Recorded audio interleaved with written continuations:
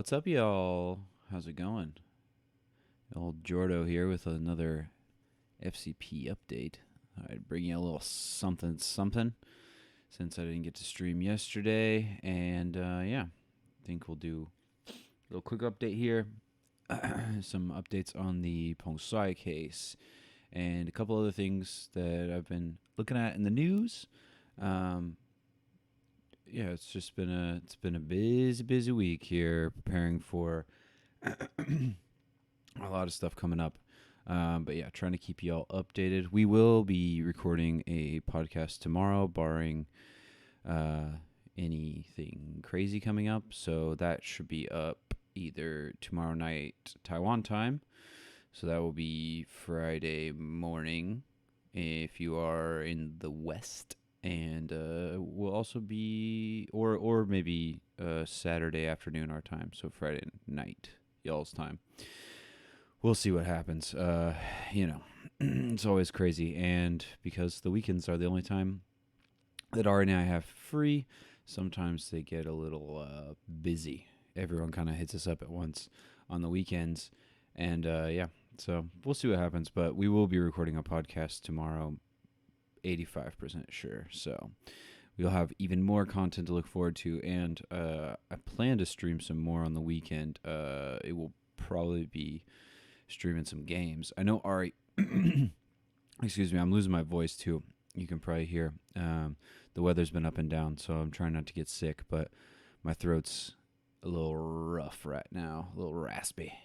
So, but yeah, Ari just purchased a new game, which I won't inform you on what it is, but I will say that he did get one, and we'll probably be streaming that soon. So you might get a two double boys stream, because usually it's just me streaming, playing video games, kind of chat with y'all, and yeah, that's fun. But it's always more fun, or more funner, as I sometimes like to say, when Ari and I get together and do it up. But without further ado, I'll stop yammering on here, and we'll talk about a few updates from this Peng Shuai case.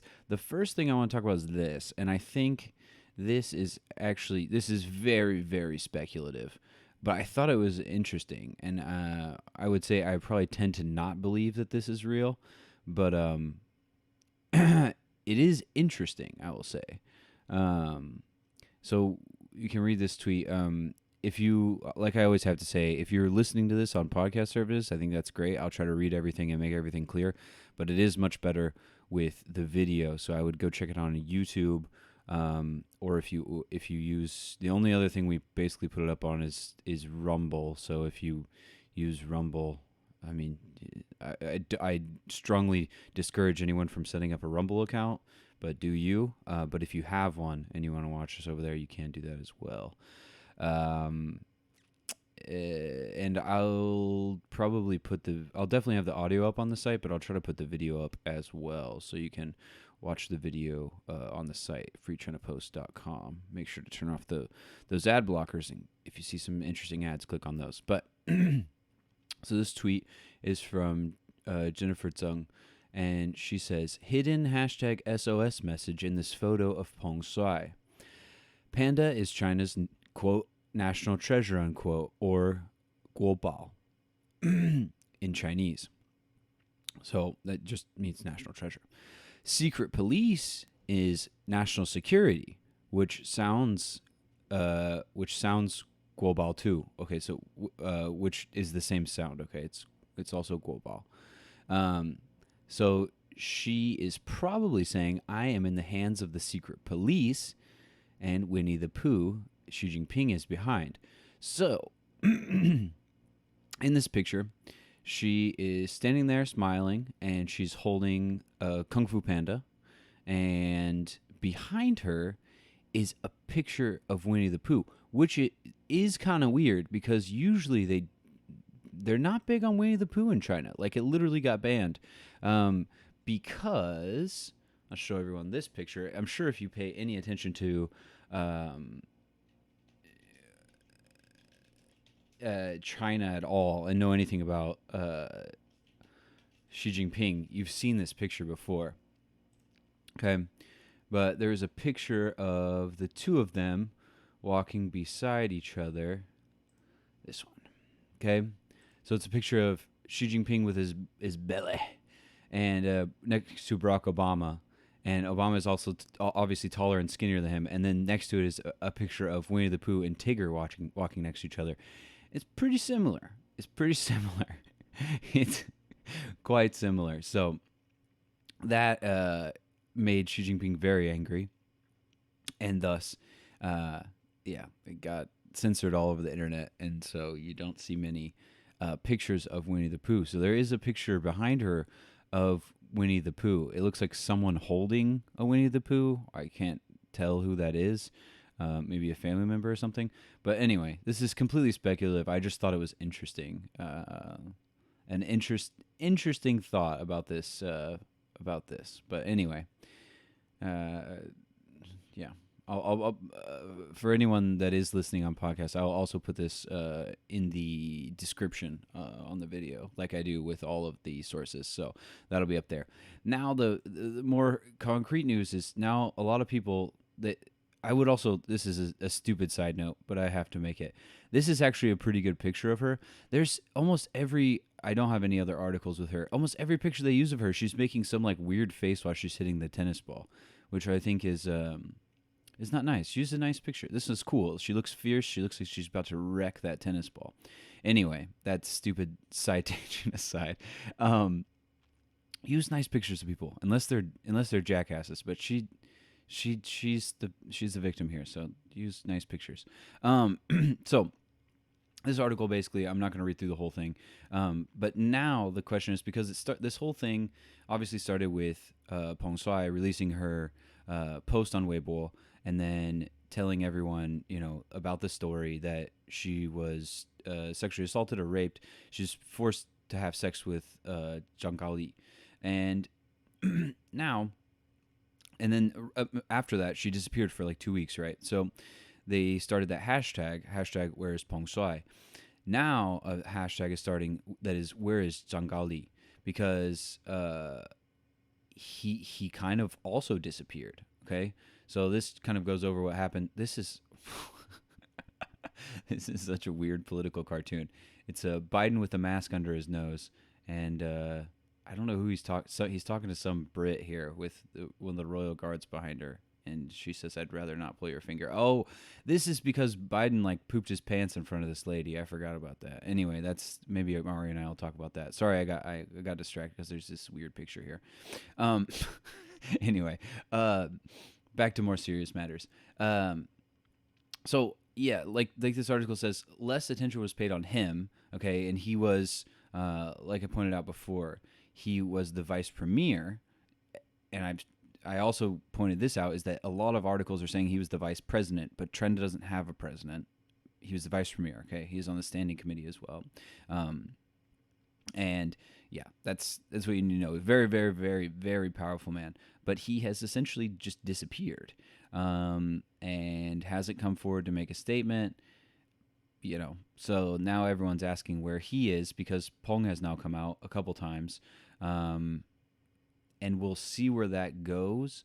I don't assume that he will come out and say anything. I assume probably they're going to let him hide, and if there is any like light punishment done to him, which I don't think there will be, but it's possible if they feel like they need to do it, they're going to let this blow over, because I think they think, and they may be right about this, is that this could blow over, honestly. I mean, people are already kind of starting to forget about it. Certain parts of the internet, especially quote unquote like China Twitter, whatever that means, or like a lot of people that I know that are on like quote unquote Taiwan Twitter, are still paying attention, still asking questions. But in the day and age that we live in, with this huge, the rapid pace of how media quickly changes, it may not be long before people start forgetting about it and stop paying attention. Some people have already said, well, she came out and she ate dinner once in public, so she must be fine. Obviously, that doesn't mean anything. You can be forced out to smile on camera. I mean, they do it with political prisoners all the time, especially in places like China. So We'll see, but I don't see him coming out soon. But again, we never know, do we? It could come out that he comes out and does a big apology and says it was all a big misunderstanding. I mean, Peng in her letter actually said that he could do a number of things. Like he could come out and deny it, he could come out and play it cool, or he could just like kind of ignore it. And right now it looks like he's ignoring it, or at least I don't know if they're telling him to stay at home and not say anything, or if he doesn't want to say anything and the CCP is covering his back. It's hard to say. But yeah, now a lot of people are calling for this. The IOC recently called Peng, and they had a conversation, and a lot of people were using this to say, oh, it's okay now. Well, you can see here, the IOC president, Thomas Bach, met Zhang Gaoli. Okay? So it says, Zhang Gaoli who accuses, okay, so this is talking about the accusation. So the man who sexually assaulted her, obviously, who's Zhang Gaoli, met Thomas Bach, and now the IOC is downplaying everything. So it says, Zhang Gaoli, the man whom tennis player Peng Shuai accused of having sexually assaulted her, is also involved in a leading role in planning the 2022 Winter Olympics in Beijing. Former Deputy Prime Minister, a member of the Standing Committee in the Politburo, was also the central leadership group for work on the 24th Winter Olympics of the Chinese Communist Party. Okay, so this basically just goes on to talk about how they met, right? So this seems like there might be some mutual back scratching, might we say, because the IOC, as we all know, as Ari has written articles on our site about, loves that money. They love those broadcasting rights, and they love shiny new stadiums and everyone paying attention and watching them and giving them loads of cash. So that's what they care about, and it would not be good for them if people do end up boycotting the Beijing Olympics. I know that the U.S. has said they're not going to send a delegation. They're still going to send their athletes, but no one, at least last I heard from the Biden administration, will be visiting Beijing kind of as a light fake protest. But if these things continue, they're also trying to like downplay the Uyghur camps that they have, where now they're saying like they're getting rid of them, even though the evidence shows that in a lot of cases they're just tearing down facilities that they weren't using anyway. Yeah, they're obviously trying to clean up their image. They've been on a huge, massive astroturfing campaign. I saw people talking about they love to use foreigners to do this. So there was actually a couple foreigners I saw posting about how Tibet. Oh, look how they're using the Tibetan language. Same thing with in East Turkestan and in Xinjiang, they're using these. They'll take pictures where they have the Uyghur language on signs, and they say, look, they're not destroying the Uyghur language, it's on the signs, which obviously is moronic. It doesn't mean anything. If it's not allowed to be spoken or taught in schools, then it will die. Like the language will die. Yeah, maybe some of the older generation will still be able to read it and speak it, but they may not be able, legally speaking, to speak it. So it's kind of a farce. But yeah, the main point in all that is to say that they're really trying to clean up their image ahead of this, because both the CCP and also the IOC want to make a lot of money off of this. So make sure you do boycott the 2020 Olympics, and don't let people whitewash what China is doing, because it's gross. And yeah, there's not much we can do about this Peng Shuai case except for make sure that we don't stop paying attention to it and we don't let up, because nothing that has been done so far has there's been no responsibility taken, and they've, like I said, they've been kind of it seems that they've been kind of trying to pretend like no big deal. Peng Shuai is fine, right? She came out and did some weird stuff where they filmed the date on the restaurant that they were eating in, et cetera, et cetera. So, yeah, just don't stop paying attention to it, and make sure we need to make sure, insofar as we can, that these people are held accountable, because they don't deserve to get away with this kind of disgusting nonsense. Speaking of not letting people get away with stuff, the farm laws that were proposed, I don't know if y'all have heard about this, but there was basically these privatization laws that were floated in India. And Modi, who I have lots of problems with, has been trying to push these for a long time, saying that it will help farmers. But farmers weren't buying it. And a lot of them protested. A lot of them even died protesting from getting too hot or being too cold, or also they had a huge COVID outbreak. COVID was running rampant through that country for a while. So, just a quick rundown of kind of what this is. These laws would have allowed private buyers to hoard food such as rice. So currently only the government can do that. So right now what these farmers do is they can work through this Mandy system. I'm probably pronouncing that wrong, and I apologize. I'm going to mispronounce a lot of stuff throughout this because there's some other names that I'm not going to be able to pronounce, and I just apologize up front. I'm doing my best, folks. But they basically said that it would weaken farmers and allow private players to dictate prices and basically, like it says up here, do this hoarding where they could basically do price manipulation because, a small group of oligarchs could basically control the prices and control the supply and demand. So what the farmers do right now is they sell it through this government system where there are floors basically on these prices. So they can at least make sure that they can get enough, to survive. So they have some guarantee of some money. Whereas if private business, when you privatize these things, there is no floor. They could let all of your crops basically rot in the silos and then, make sure that there's a scarcity so they can make more money. So, yeah, this is, I haven't been following this super, super closely, but from the way I understand it, it seems like a big win for Indian farmers. So shout outs to them. And this shows that obviously if you can get a real strong movement and you stick with it, you can win. You can win some real concessions from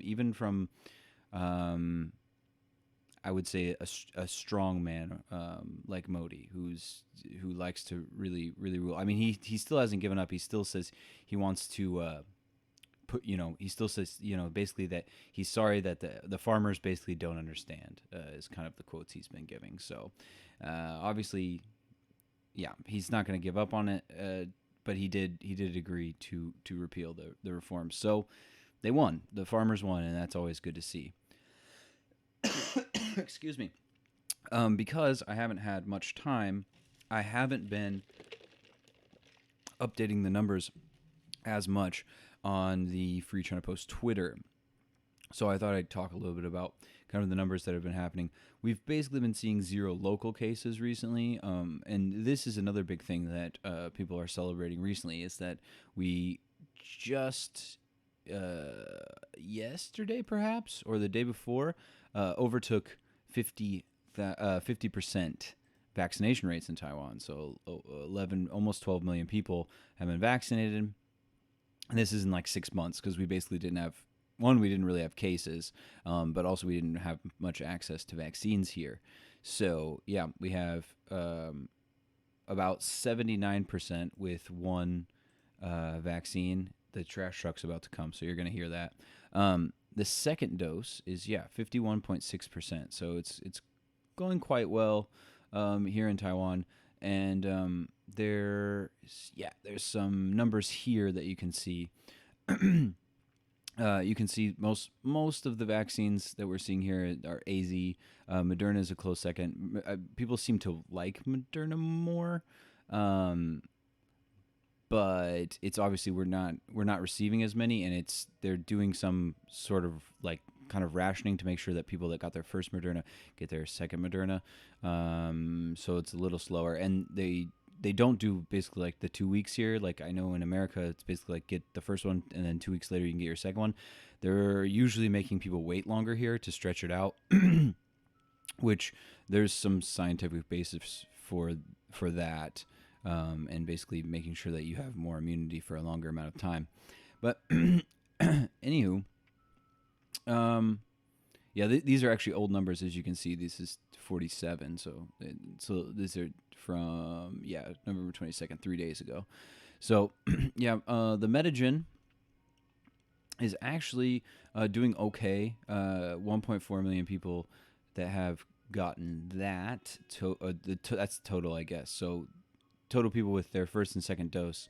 Oh man, they are going crazy outside. I think someone's like blocking the road, but a little over 500,000, 651,000 that have gotten both doses of their Moderna. And also in this article, there's some positive news potentially for. I said Moderna. I meant Medigen for this local Taiwan vaccine. I actually wrote an article which I'll link down below. That there's possibly some moves being made with the Moderna, that it might be getting into various places. Australia now looks like it might be one. So I know it's been approved in New Zealand, but they're basically trying to get approval in Australia now as well, which it looks like might go through. We'll have to see. But you can see here, provisional determination was granted to Medigen through the Grand Pacific CRO and the Australian sponsor that represents the Taiwanese company. So it's been giving provisional determination, but we'll see. Especially the big thing for a lot of people is it going to be allowed as a vaccine for things like vaccine passports, for venues, and etc. Surprisingly, the U.S. still hasn't accepted it. But like I said in the article, once the phase 3 trials come out, if the phase 3 trials look good, I think that they will, because you have things like the Sinovac, the Chinese vaccine, that's like basically been shown to be barely 50% effective. But it has been allowed by many countries. Part of that is because they're actually shipping vaccines out all over the world, though a lot of times those vaccines actually only go to Chinese citizens in those countries, because a lot of people are skeptical about it, and with its low efficacy rate, it's not totally surprising. But that also being said, there are countries that have no access to vaccines because of people like Bill Gates, who basically wants to make sure that these vaccine companies keep making a lot of money off of them and keep their intellectual property. And so, they'll take, some people, if they're watching people die around them, they'll take whatever they can get. That's also not surprising. So I hope that Taiwan can do something similar and start creating a lot of these and send them out all over the world if they can get some positive results out of these phase 3 tests. The phase 2 tests look good, but obviously it wasn't a super huge sample size. I believe it was about 3,000 people. So we'll see. Hopefully that's coming out soon. They've been saying end of the year, and we're rapidly approaching the end of the year, obviously. It's the 25th of November, so hopefully they'll get that done pretty quick. Another thing to look out for is that the Taoyuan airport is going to try One ID facial recognition. So when I saw this, I was like, no, thank you. And I'm still not really in favor of it. I don't like any sort of like facial recognition. Like, I don't like things taking my picture, recording my biometric data. But I will say that this doesn't seem as bad. So basically what it's going to allow you to do is not have to show your passport as much. So what it says is the process involves passengers having their face scanned and presenting a passport at either check-in or the later security check. Those facial images will then be stored in a database according to the company. So it's basically going to let you get through faster. So it's in kind of an effort to reduce these wait times. I'm skeptical about if this is true, but this is why I don't feel as worried about it, is because they said data collected in the process will only be used to check identity of the passengers during the journey and will be transmitted to a closed VPN network from which it will be deleted after the flight takes off.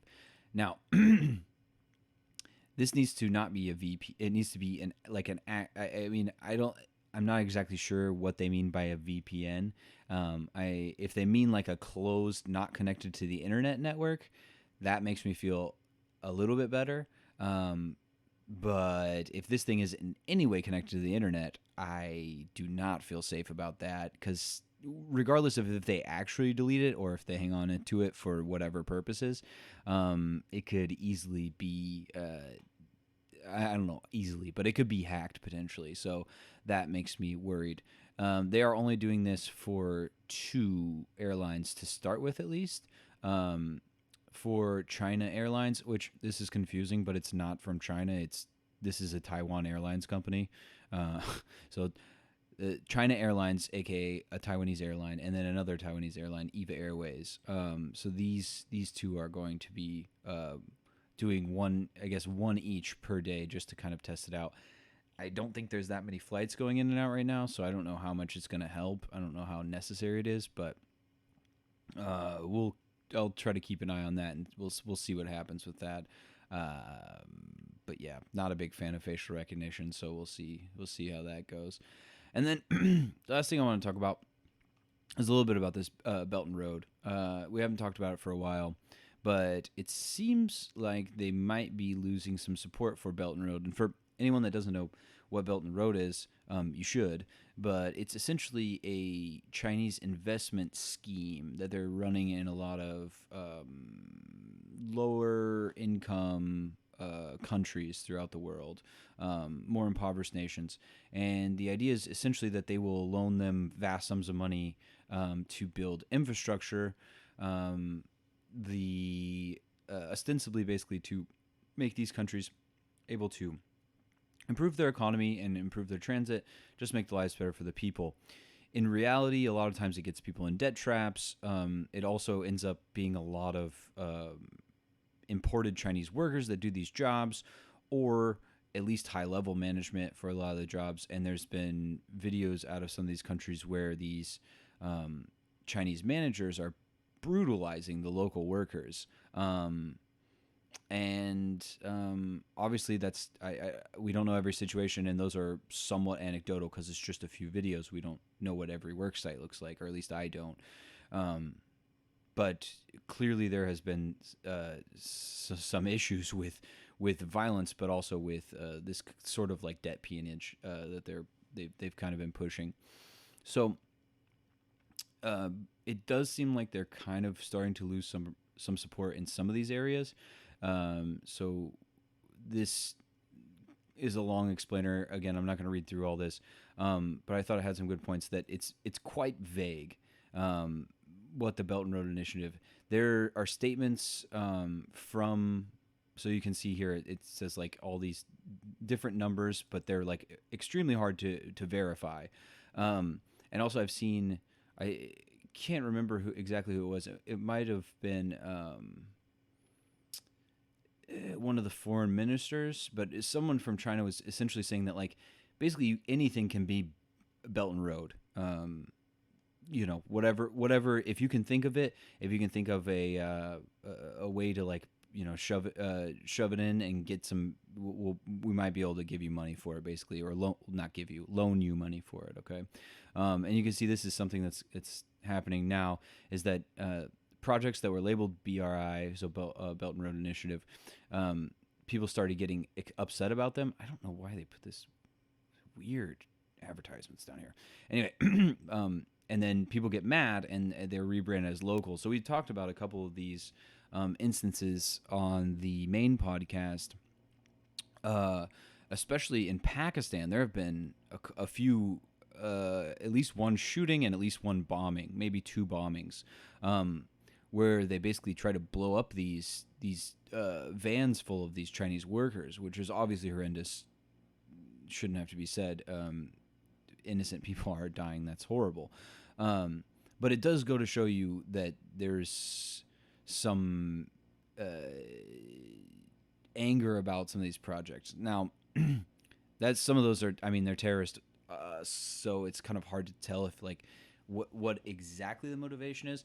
But it is pretty clear in some of these other stories that we can get into that it is not in the country's best interest, and they are backing away from it in much smarter ways than doing, like, obviously violence is never the answer, at least in terms of offensive violence. So Samoa was one of the ones, we've talked about this on the podcast before. So they had basically created a port project there, lended them a bunch of money, so $100 million and U.S. dollars, and this Samoa is already heavily indebted to China. I think they said maybe it wasn't this one, but they obviously have a ton of, it's 40% of its external debt. About $160 million is all to China. And it's 200,000 people that live in this country. So maybe they don't need this gigantic port. Another thing that people are worrying about with these is that, especially for these islands or small countries in the West, is they're worried that potentially if they build these things and then default on them, China could try to use the land for some sort of like surveillance area, surveillance tech, or maybe even military tech, and have. And the other thing is obviously that they're kind of trying to coerce them into voting with them in some of these international organizations. And that seems pretty clear that it probably will. So Africa is a big place that they're doing it, and Africa has there's Sierra Leone has actually canceled a $318 million airport that was scheduled to be built through this. Here they call it the One Belt One Road project. Their terms are used basically interchangeably, so Belt and Road or One Belt One Road. There's a lot. There's also an argument going on in Kenya about a rail line that they've been talking about. So basically, you're seeing a lot of these new leaders. This is the same thing that happened in this Samoa case, was that a new leader came in and basically said, like, look, you're getting us into all this debt. And a lot of them are trying to blame it on their predecessors and kind of keep friendly relations with China. Obviously, if you have a ton of debt to them, you don't necessarily want to make them angry. So, yeah, you can see here, Xi Jinping just recently announced another $60 billion in loan and aid for Africa. So they're really putting the pressure on. Another thing to keep in mind about these agreements is that most of them are signed with non-disclosure agreements, so we don't know the details of a lot of these. We don't necessarily know what their interest rates are. This one, to be fair, it says Chinese loans with interest rate of 2-3% are 1,100%, 1,100% more expensive than those from Japan at only 0.25 or 0.75%. Okay, so that was from the Philippine Daily Inquirer. So there definitely, a lot of people are saying that this is, like it says here, debt trap diplomacy. So they're basically trying, and they're also, like, again, these are points I was just talking about, is that these China-funded projects, is what it says here. Quote, these China-funded projects also require the hiring of Chinese-owned contractors rather than local companies and workers. And then it talks about the loans. So again, like I said earlier, a lot of the companies, the workers, they're being hired from China, so it's giving China more money, and they also have control in large part over how that goes. So you're kind of just hiring a Chinese firm, borrowing Chinese money to hire a Chinese firm to build your infrastructure for you, which doesn't sound like the best idea. Okay, so I have another one from Malaysia, and like I said, I'll link all these, but you get the idea. A lot of them are starting to cancel. I believe Malaysia canceled one or maybe three of them, but they still have, I think, some other ones ongoing. So not everyone is totally like giving up on it, but they're cutting back on them at least, or downsizing some of the projects. So this is something that I've been saying. Ari and I have talked about numerous times. Is that the U.S. should actually do something like a Belt and Road, but not a disgusting, neo-colonial project. So this is from CNBC. It's originally, I believe, from Reuters. It says the U.S. plans January rollout of projects to counter China's Belt and Road Initiative, official says. So it says the United States plans to invest 5 to 10 large infrastructure projects around the world in January as part of a broader Group of 7 initiative to counter China's Belt and Road Initiative, a senior U.S. official said Monday. So I think this could be an interesting choice. It does seem like this is starting small, which maybe is the way to go. I think also that the United States really needs to start building its own infrastructure up as well, creating jobs for itself, creating jobs for Americans that are good paying jobs with benefits to rebuild America's crumbling infrastructure, because last I checked, it still gets a grade of C- from one of the most opulently wealthy countries in the world, which is absolutely unforgivable. But this could go a long way in reviving our international image as well, as Joe Biden pulls out of Afghanistan, so we stop this long, essentially pointless war. Now we start investing in other people, and if we do it in a way that is not, I say we, if the U.S. does it in a way that is not, opportunistic or sort of this like vulture capitalism that a lot of U.S. firms want to do, that could be good. The problem here is this. Officials are meeting with government and private sector leaders. I don't like this private sector stuff as much. I would prefer if they would, work with the government. Again, I also think that they should be creating. Now, maybe there might be some things like equipment or something that obviously the U.S. doesn't have factories where we build our own farm equipment, though maybe we should. Maybe you have to partner with some private companies there, but I'd try to keep that private sector out as much as possible, because when they get in, then that's when stuff gets corrupt. That's when you start seeing, like we saw with the Indian farmers, there's going to be profit motives sought, and then it doesn't look so much like we're actually trying to help out the rest of the world. It looks like we're trying to make a quick buck, and a lot of that's not even going to America as a whole. It's going to these private companies. So we'll see exactly if this actually comes to fruition, and also what it ends up looking like, because Joe Biden has a lot of these things that seem like good ideas. I wouldn't say a lot. He has a few of these things, just like the Triple B, the BBB, Build Back Better plan, that just gets destroyed once it comes out. It starts out, and then they compromise up front, and then it just gets compromised into essentially nothing. So we'll see. I want to be hopeful, but I don't know. We'll see. Anyway, so they said they've identified at least 10 promising projects in Senegal and Ghana during the latest of the series of listening tours last week.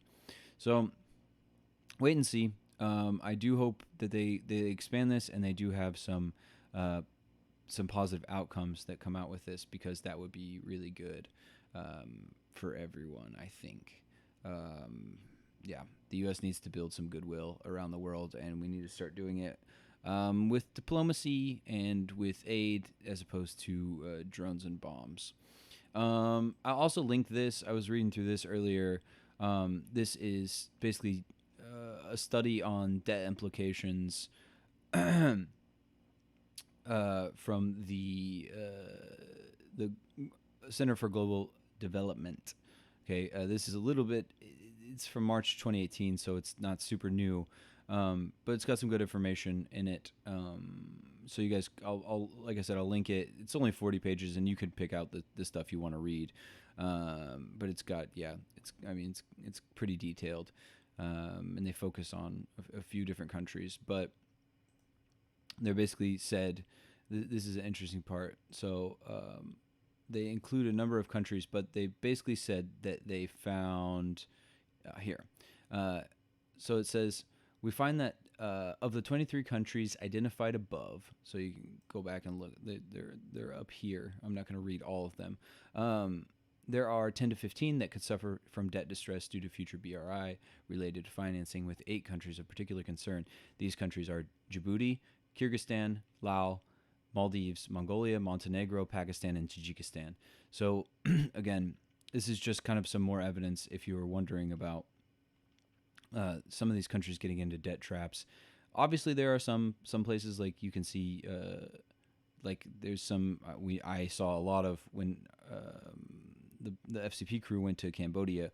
There was a lot of Chinese construction going on there, and I assume some of that is probably being Belt and Road Initiative stuff, BRI stuff. But you can see some of these countries seem like they might be okay, and I hope it works out for them. I don't want to see anyone get debt trapped, but there are a number of them that might be having some trouble. So I hope that they get out of it, and that other countries like we saw earlier, maybe Japan, but personally, I'm hoping that the U.S. gets really involved and can pick up the slack and be a much better partner, and hopefully, yeah, like I said earlier, grow some goodwill. But I don't know. I have trouble really feeling like the U.S. is doing anything to gain that much goodwill. But we can always hope, can't we, folks?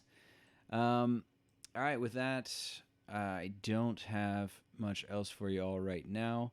Like I said, we will be back tomorrow with some hot new stuff. So we will be doing a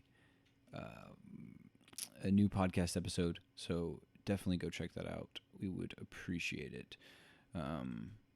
Also, really quick, please go check out the Patreon, okay? So that's patreon.com/FreeChinaPost. And I will give you a little look-see at this real quick. So, we've had a couple people, coming on, loving it. They love it. They love it, don't we, folks? We just love it. All the beautiful goodies. And so cheap. So I'm going to go print out some cards. So we're going to get some new people in the Discord now. I got cards to send out now, so I'll be sending those out. All of you know who you are. You'll be getting a card in the mail. Personalized postcards. I don't have the camera set up right now, or I'd show you. But like some of these, like this is film photography of our good buddies when we went to Dajamatsu. Yeah, this is film. This is film. Yeah, I got a lot of film. So we'll be taking pictures like this. I have a huge archive of film photos to draw from. So I'll pick out some pretty ones, and we'll write you a little personalized note on there. And I have some backed ones that I need to get to some people that gave to us before we had all of the rewards set up. We just had the Patreon up for a little bit. And some people were giving then, and then we had a couple people that had to stop. They said maybe they'll join back later, but they had to stop because of financial stuff related to the pandemic, which is totally understandable. I mean, if you can only join for a month and then you drop off and then you come back 6 months later, we appreciate it too. So do your thing. But we, any sort of support that we can get, we do appreciate. But I have some backed ones I need to get out, so I will be sending those out soon. I have some of my first batch of film photos I ever got in Taiwan, at least. So I'm going to probably send some of those first, and then I'm going to go print some real beautiful ones as well. So get them while they're hot, folks. And I'll send you a different one every time. And if you have something that you want to see, you can, all the social media stuffs, we're all, just go over here, folks. Go over to FCP, and easy to find us at FreeChinaPost. Just DM me on here. I'll talk to you. I'll message you probably, like, unless I'm sleeping, within an hour, at maybe even faster. So yeah, check this out. And then I was gonna say, you can DM me and just tell me what kind of postcard you want. Like, if you, can you send me one from Cambodia? No worries. Can you send me one from Japan, from Taiwan, from a certain part of Taiwan? Of course I can. And Ari's got a bunch of them as well, so you can mix and match. He's gonna send me a list of some of his better ones too. But yeah, make sure you go check this out. Like I said, you just turn off this ad blocker. See, mine's paused because you should never have it on our site. Okay, yeah, and we've been posting a lot of stuff recently.